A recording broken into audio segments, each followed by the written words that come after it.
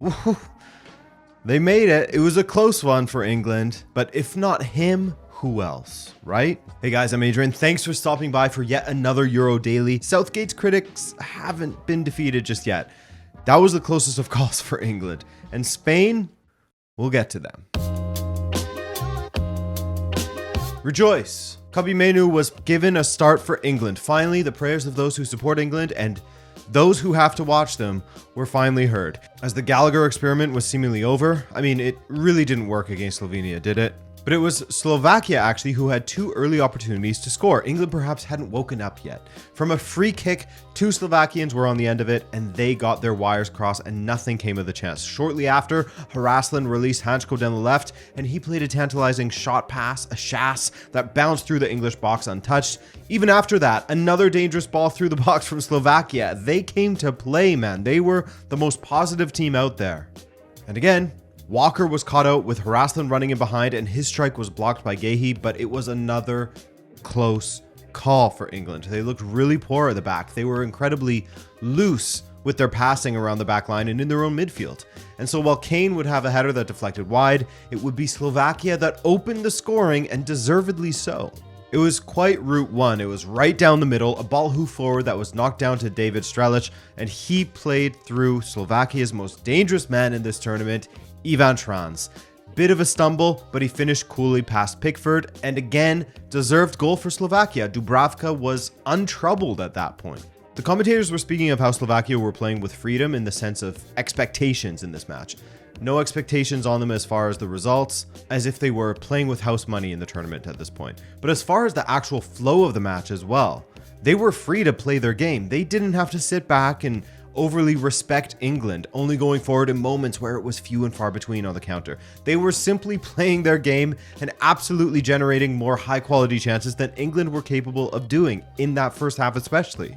As the half went on, you just noticed the frustration that was creeping into England's game, with players throwing their arms up at each other in frustration, and it wasn't until stoppage time that they really had some sustained, lengthy pressure on Slovakia, a flurry of 3 corners there. But overall, England labored to really unlock Slovakia's defense. Often, most of their joy came from the right side with Kobbie Mainoo and Saka, but often there were times where they couldn't even get it up to them due to Slovakia's defensive shape. Francesco Calzona has them playing this fluid shape that shifts from a 4-4-2 into a 4-2-4 when England had possession in their own half, and Slovakia would press high.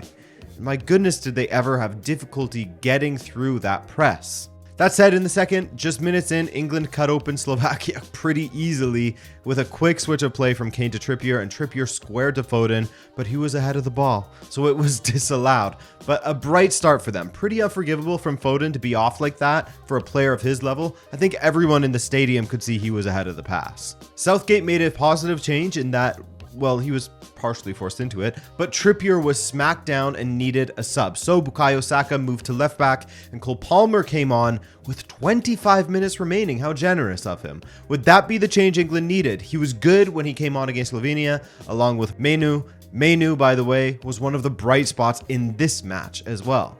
But the fact that one of your best wingers is being forced to play left back because the head coach didn't call up enough left backs for this tournament. Hell, even the starting left back is a right back in Trippier.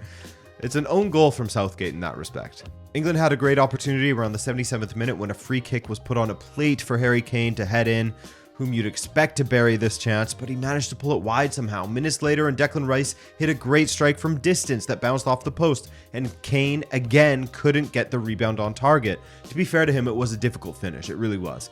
Honestly, he couldn't complete some passes in this game though. He looked really poor by his own very high standards in this match. But then heartbreakingly for Slovakia, who were minutes away from a very famous victory, call back to Euro 2016 when England were eliminated by Iceland, a special player did something special. Throwing into the box, headed on by Gehi, and Bellingham with an overhead kick to equalize. An equalizer in the 95th minute, out of nowhere. A goal that wasn't befitting of England's performance overall. That goal stood out like a sore thumb within that performance, in which they were dead on their feet. He is a clutch player. There are few who have scored in bigger moments like this season, against Barcelona, etc. And just 2 minutes into extra time, we spoke of Kane struggling out there. Well, he had an opportunity to head into the empty goal, or at least the goal at his mercy, from a few yards out, and he didn't make a mistake. England from dead in this tournament to suddenly beating Slovakia. Great flick on by Ivan Toney. He was a great sub in this match, actually, for England. The match died down significantly as England sat deep to defend with a back five, while Slovakia tried to break them down, and they nearly did so right at the end of the first half of extra time when Peter Pekarik nearly turned the ball into the back post. Pickford without a prayer, but it went over. And try as they might, Slovakia couldn't find the opportunity. They had a few dangerous balls sail through the box, some headers high over the goal, but they just couldn't find the finish. England win 2-1 thanks to the brilliance of Bellingham in a match where they were, as a team, far from brilliant. I don't know that this rectifies belief in England or anything like that. I don't know that it builds any bridges between this squad and their fan base that are incredibly critical of them, and rightfully so, but they are through somehow, some way. And they will play Switzerland. Good luck to them there. Massive differences in this match from the England match. The general speed of how Spain play and the technical ability was quite the step up from the previous match, as well as Spain's approach to this versus Portugal's approach to playing Georgia. Spain essentially had Georgia pinned back in their own box for much of this game, as one would expect. Clear opportunities were difficult to carve out at times, but they came now and then thanks to how well Spain moves the ball. Intricate, fast passing with fluid movement from Williams, who would drift all the way across the pitch at times. But of course, when the shots would get on target, Mamardashvili would make a save. This guy is just unbelievable. That was early doors, at least. All Spain, but the danger from Georgia is how they counter. One of the most attractive teams to watch when they attack on the counter. And despite spending most of the early match in their own box, they got forward in the 18th minute and a whipped ball into where Kvaratskhelia at the back post was turned into the goal by Les Normands for 1-0 Georgia. What? Out of nowhere, man, truly. And funnily enough, the first goal that Spain conceded in this tournament was an own goal. And to be fair to Georgia, when we speak of the pace of Spain's play, the pace of Georgia's play is unbelievable as well. As soon as they get the ball, it's as if the 3 midfielders and the 2 attackers are shot out of a cannon. The way they get forward is as if they're trying to beat Usain Bolt in the 100-meter race, absolutely screaming down the pitch to try to get an extra body or two forward in the counter. They had a few counters in that first half that were quite dangerous looking. Try as Georgi Mamardashvili might, the Spanish onslaught led to a goal eventually. Rodri really grabbed hold of this game in that first half and got the equalizer for Spain. A quick touch as he stepped to his left and scored low past Mamardashvili. Great finish, perfectly inside the post to bring Spain back on equal terms. I feel for Georgia in a sense because the guy who would have been touch tight and pressuring Rodri, Otar Keteshvili, was injured and hobbling around the pitch. Maybe a different outcome if he could have closed down Rodri. He had to get subbed off after.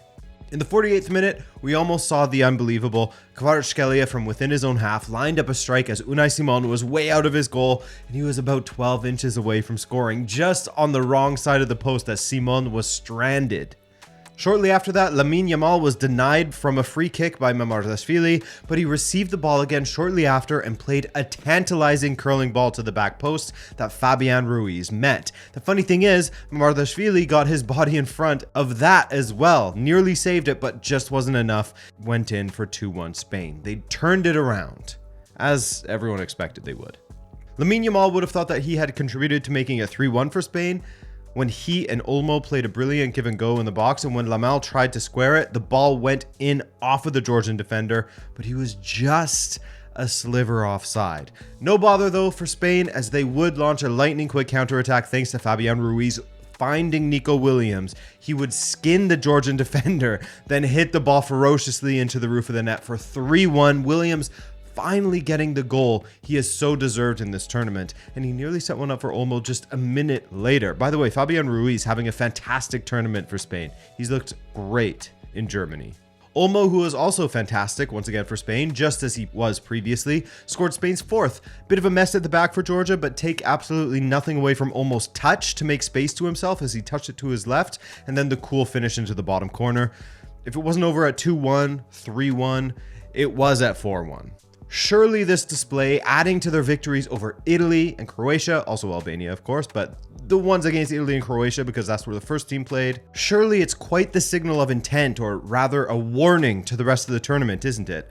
There isn't a team that has looked as in control throughout the entirety of their matches pretty much, and has had the quality in their attack to really hurt teams and unlock any defense. Even when they completely rotated their squad, they still defeated Albania.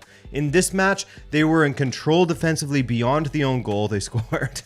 But every time Spain went forward, they looked like they would score. Yamal and Williams are both nightmares to play against, and honestly, I think Olmo has made a case for himself to start the next match. The way he has played, the way he has linked play for Yamal and Williams to facilitate them even further, I do think that Pedri has to potentially be wary of not getting the start in the next match, which will, of course, be the quarterfinal match with the hosts, Germany. I can't wait for that one. But hey, shout out to Georgia, who had moments in this match, didn't they? But it always felt like no matter how complicated they made it for Spain, this Spanish wave would just wash over them and bounce them from the tournament. They're not one of those teams, Spain that I'm talking about, that you see them passing around the box and you think, ooh, are they going to be able to unlock this defense? Yes. Yes, they will. But still, when speaking of Georgia, I admire how they played, and for the lowest ranked team at this tournament, they took part in some of the most entertaining matches. That battle with Turkey, the match against Czechia was okay, the shocking of Portugal, and how they scared Spain now and then in this game. Well, we have some great matches coming tomorrow as well. Portugal versus Slovenia, but also France versus Belgium. I can't wait. As always, you know where to find me about an hour or two after the matches have concluded. I'll be right here. Thanks for watching, guys. Sweet dreams.